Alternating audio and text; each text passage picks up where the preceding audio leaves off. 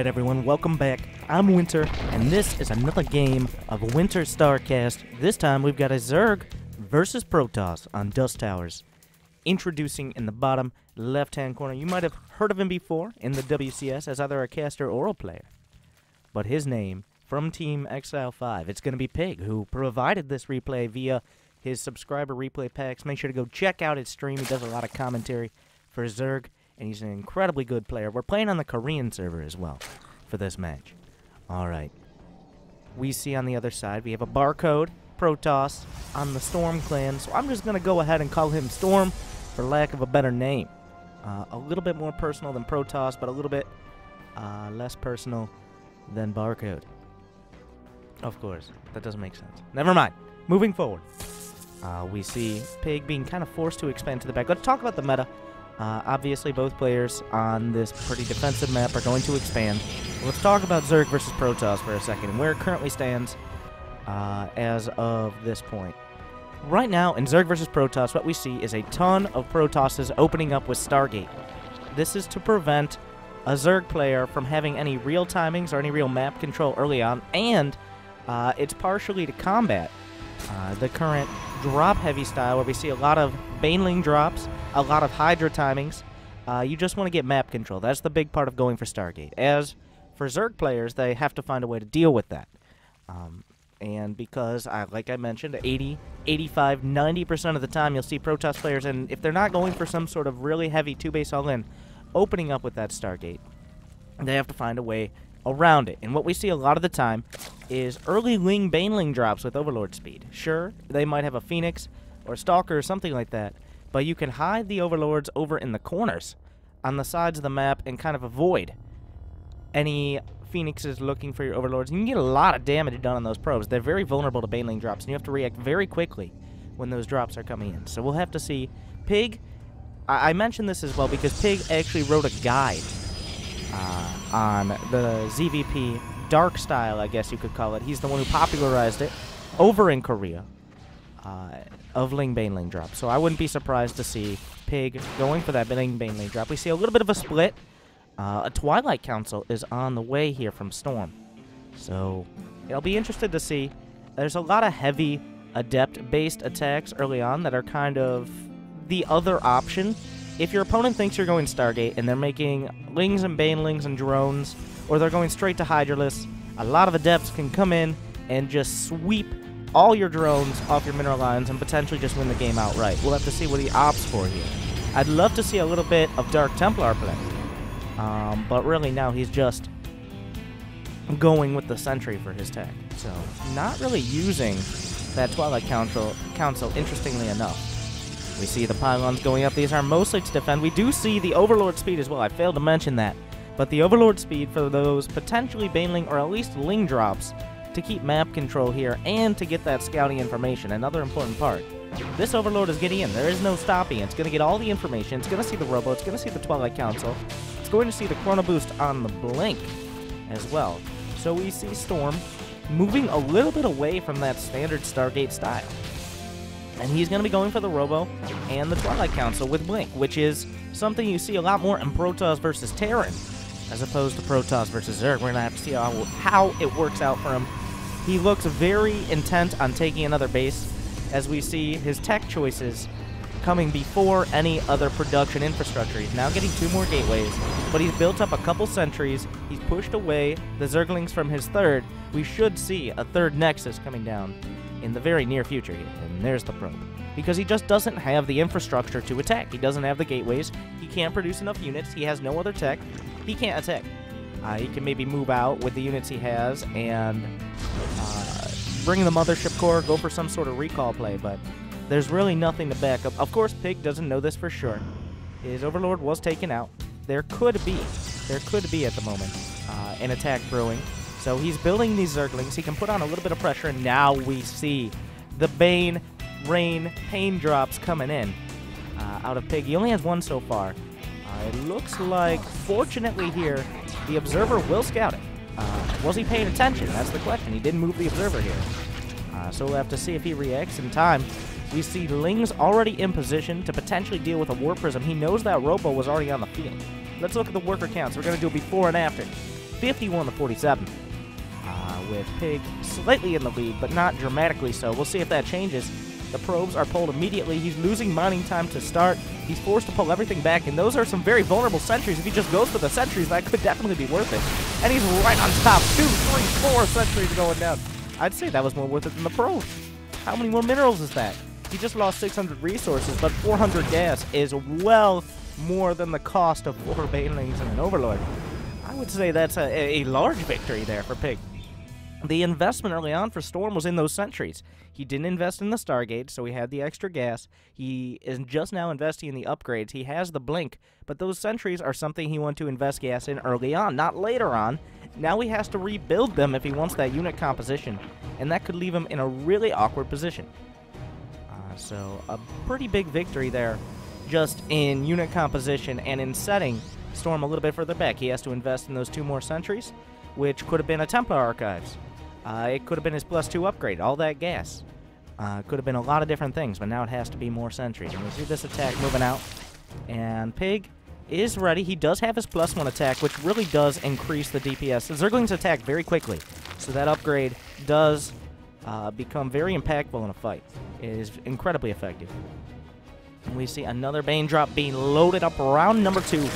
Coming up into the Overlord as we see a Zergling run by. Just a handful of Zerglings and distract him temporarily. The overcharge will force those Zerglings away. We still see an attack being put together here by Storm, but it doesn't really have the weight to it right now, especially with the Banelings in the Dropper Lords here, ready to unleash their payloads on top of this army. You get rid of the sentries, the Zerglings get on top of your Stalkers, and that is all she wrote. Remember, Blink is done. He does blink forward, and he could potentially wall off this base. If he can snipe the 4th hatchery, things change. Good reaction time here on the main base with this drop. But we see a lot of Lings and a lot of Banelings. There's no Mothership Core. There is no escape. The full surround. He's not paying attention.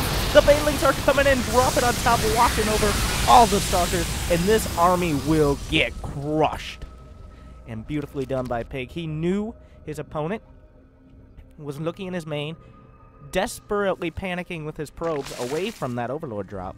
And now guess what? He wasn't looking at his army. You can only be doing one thing at one time. Multitasking is really a fancy way to say doing things very quickly at different parts of the map. And he wasn't paying attention to that army. He wasn't laying down his force fields. And now he's not going to be able to take out that 4th base. Pig already prepared. He has the Zerglings back at home. There are some... Oh, this was a bit of a mistake. Those Zealots permanently stranded. We've got some Zealots, just a handful of random units coming in and seeing. He doesn't have charge. He does have +1. So he's escalating his drop here. But we see a big attack coming at the same time. He's got the Bane drop ready. The overcharges have been used. Storm is not yet complete. It is now finished. He's got a single Storm, but there's still Banelings rolling in. If he could lay down this Storm, this could change this entire attack. But no. He loses this one, but there's still a lot of Zealots in the main base. He's taking damage. Both sides trading out pretty massive blows. These Zealots will reinforce. A decent chunk of probes. 12 probes have been killed so far, but a lot of those were from the earlier attacks as well. So he was able to pull his probes away. He's able to defend it. Actually, Storm, with the decisive counterattack with the War Prism, is going to even up the supplies. The Zerglings and Banelings weren't able to lay down the killing blow, and now we see the supplies evening up. It's 58 probes to 54 drones.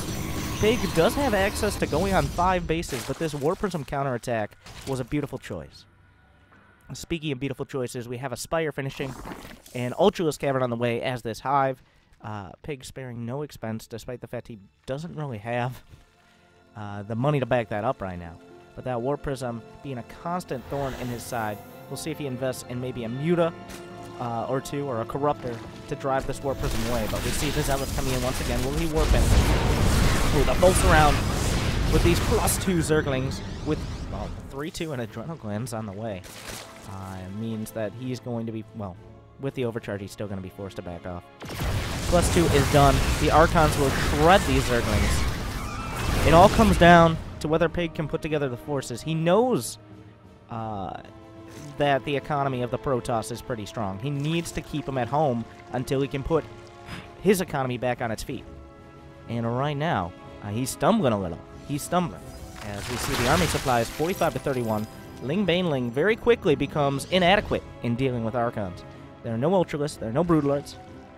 And this is going to be a very difficult attack to defend. Alright. We see the banelings rolling through. The drones are even off the line. And now we see the problem. As soon as you run out of Zerglings, you can't trickle. You need a flood. You can't have a trickle. In this scenario, they're just going to get slaughtered by the Archons, by the Zealots. And now what does Pig have left to defend? He's got a couple Ultralists on the way. There's only a single Immortal here. The force fields will be helpful in cutting off these two bases. But once again, we see the trickle of Zerglings getting slaughtered as it comes by. This third base is under heavy fire. We see on the other side a ton of probes getting taken out by a Baneling counter drop.